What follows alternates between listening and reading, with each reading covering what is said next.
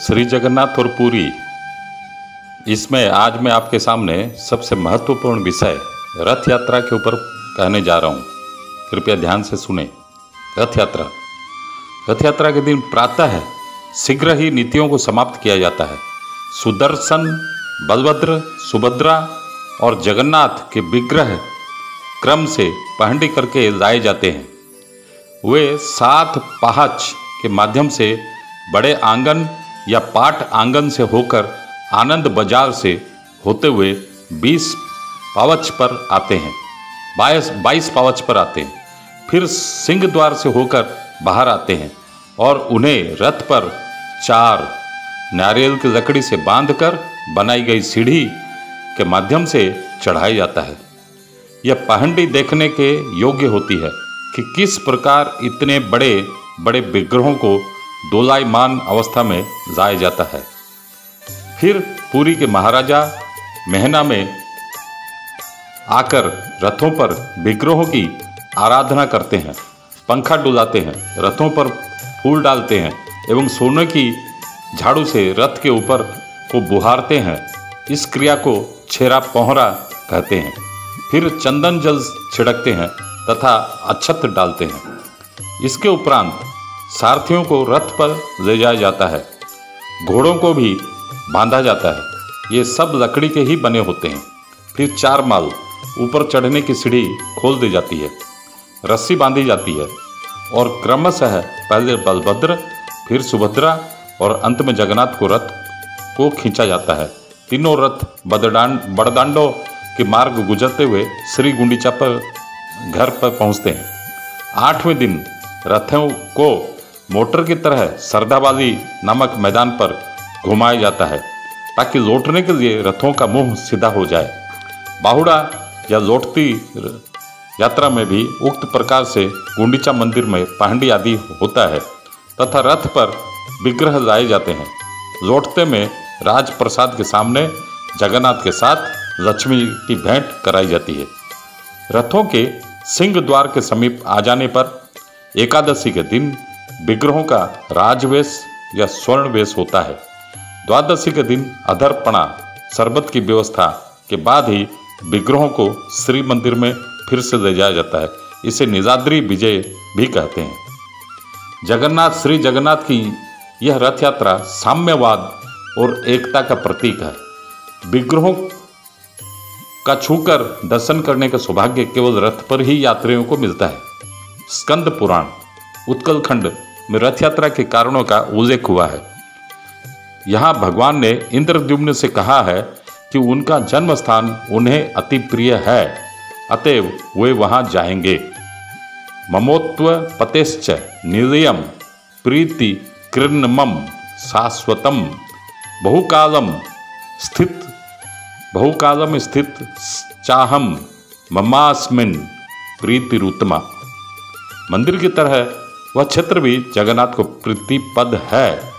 चतुर्मुखा नुरोधेन महत प्रीति करो नमः तथा निरसिंह क्षेत्रम च महावेदी नवत्रतो।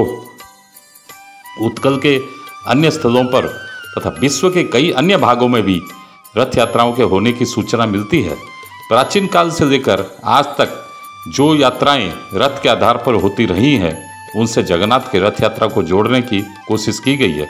नीचे हम उनके काल, स्थान और नामों को एक तुलनात्मक जानकारी के लिए दे रहे हैं। स्थान: कोणार्क। तिथि: माघ शुक्ल सप्तमी। किसकी रथ यात्रा होती है? अनुमित की सूर्य की रथ यात्रा है। भुवनेश्वर: चैत्र शुक्ल अशोकाष्टमी लिंगराज की रथ यात्रा। खंडगिरी भुवनेश्वर आषाढ़ शुक्ल द्वितीया में 10वीं तक। अनंत वासुदेव तथा किशोरी विग्रहों को जगमरा गांव तक लाते हैं। फलाहारी बाबा ने इसे प्रारंभ किया था। अब इन विग्रहों को गांव वाले मठ से उदयगिरी तक ले जाते हैं। जाजपुर दशहरा बिरजा की रथ यात्रा। नेपाल में बैसाख 1 से 2 रथों पर भैखी को शहर परिक्रमा करके राजप्रसाद तक ले जाते हैं। तीसरे रथ पर लिंग को बैठाते हैं। तीनों रथ खींचे जाते हैं। बैसाख शुक्ल चतुर्दशी नेता देवी या देवी यात्रा। कुमारी रथ यात्रा। एक कुमारी को मातृका रूप में 2 बालकों को गणेश एवं कार्तिकेय के रूप में यात्रा पर निकालते हैं। 7 वर्ष से 10 वर्ष के बीच इन बालकों की रक्त महिष कोठरी में परीक्षा होती है। फिर सब इनकी पूजा करते हैं। ओल्ड फील्ड जैसे विद्वान इसे जगन्नाथ रथ यात्रा का अनुकरण मानते हैं। चैत्र में मत्स्येंद्र यात्रा चैत्र में बौद्धों के द्वारा आयोजित होती है।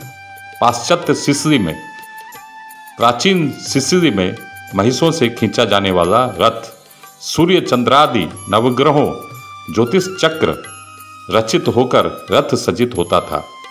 जैन रथ यात्रा उज्जैनी तीर्थंकर जीवंत स्वामी को शहर घुमाया जाता था। यह जैत्य पर्व था। बौद्ध रथ यात्रा फायान काल द्वितीय मास 8वां दिन 4 चक्के वाले रथ पर पंचतला उच्च चारों ओर बौद्ध मूर्तियां पटना में।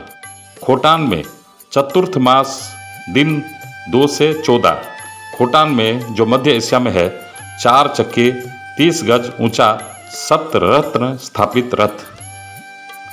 जगन्नाथ की रथ यात्रा को कुछ विद्वानों ने कृष्ण की मथुरा यात्रा की दृष्टि से देखने की कोशिश की है। पंडित नीलकंठ दास उत्कल के ऐसे ही विद्वान हैं। हंटर, फर्ग्यूसन, राजेंद्र लाल मित्र, लेडले आदि ने पुरी की रथ यात्रा को बुद्ध देव के जन्म उत्सव से संबंध माना है, किंतु इसमें कोई ऐसा संबंध अनिवार्य नहीं लगता। हेरा पंचमी आषाढ़ शुक्ल षष्ठी या रथ यात्रा के ठीक 5वें दिन लक्ष्मी गुंडीचा क्षेत्र में जाती हैं। बंदापनादि समाप्त होने के उपरांत लौटते समय रथ के काष्ठ को तोड़कर हेरा गोहरी शाही से होकर लौटती हैं। बावड़ा यात्रा रथ के 9वें दिन श्री गुंडीचा मंदिर से रथ विग्रहों को लेकर लौटते हैं। यह यात्रा भी ठीक गुंडीचा रथ यात्रा की तरह होती है। हरिशयन एकादशी आषाढ़ शुक्ल एकादशी को हरिशयन एकादशी कहते हैं। भंडार घर से वासुदेव, भुवनेश्वरी और नारायण को लाकर क्रमशः बलभद्र, सुभद्रा और जगन्नाथ के रथों पर विराजित किया जाता है। भोग आदि लग चुकने के उपरांत उन्हें वापस ले जाकर शयन कराया जाता है। गरुड़ शयन द्वादशी इस दिन विग्रहों को श्री मंदिर में ले जाते हैं। सिंह द्वार पर लक्ष्मी नारायण में झगड़ा होता है। जगन्नाथ लक्ष्मी को मनाने की कोशिश करते हैं। मंदिर के भीतर जाने पर रुक्मणी विवाह की गांठ खोली जाती है। तब महाप्रभु सिंहासन पर विराजमान होते हैं। दक्षिणायन संक्रांति या कर्क संक्रांति इस दिन चाहे विग्रह कहीं भी हो, मंदिर रथ पर गुंडीचा में सूखे चावल और उड़द की बलि चढ़ाई जाती है। चित्ता लागी अमावस्या चित्ता शब्द का अर्थ है टिक्का, जो हीरे मणि आदि की होती है। इस दिन भंडार से इन्हें निकाला जाता है। माथे पर बांधने के लिए पाटरा रेशम का कपड़ा बनाने वाला रेशम की डोरी देता है। अनवसर में जाते समय उन्हें निकाल दिया गया होता है। इस दिन उन्हें लाकर फिर से पहनाते हैं। बलभद्र का नीला, सुभद्रा का लाल और जगन्नाथ का टिक्का का या चित्ता सफ़ेद रंग की होती है। झूलन यात्रा राखी गमा पूर्णिमा श्रावण शुक्ल दशमी से पूर्णिमा तक लक्ष्मी, सरस्वती, मदन मोहन आदि झूलन मंडप मुक्ति मंडप पर लाए जाते हैं तथा उन्हें झुलाया जाता है। पूर्णिमा के दिन बलभद्र का जन्म दिवस उत्सव मनाया जाता है। वही रक्षाबंधन का भी उत्सव दिन है। विविध बंदापना के बाद सुदर्शन विमान पर मार्कंडेश्वर जाते हैं। फिर मंदिर में आकर विराजित होते हैं। कुंभकार मिट्टी देता है। इस मिट्टी से एक सुवार बलभद्र की प्रतिमा बनाता है। पूजा पंडा उसे जीवन्यास करते हैं। फिर पंचोपचार से पूजा होती है। प्रसाद तथा शीतल मनोही लगाया जाता है। बंदापना के बाद उस प्रतिमा को जल में विसर्जन कर देते हैं। राहु रेखा जागी। भाद्र कृष्ण पंचमी के दिन भगवान को भंडार से सोने की बनी हुई राहु रेखा लाकर लगाई जाती है। श्री कृष्ण जन्माष्टमी। भाद्र कृष्ण अष्टमी के दिन से लेकर 1 महीने तक यह उत्सव श्री मंदिर में मनाया जाता है। पूर्व रात्रि को जगन्नाथ के लिए एक अधिक बंदापना होती है, इसे गर्भोदक बंदापना कहते हैं।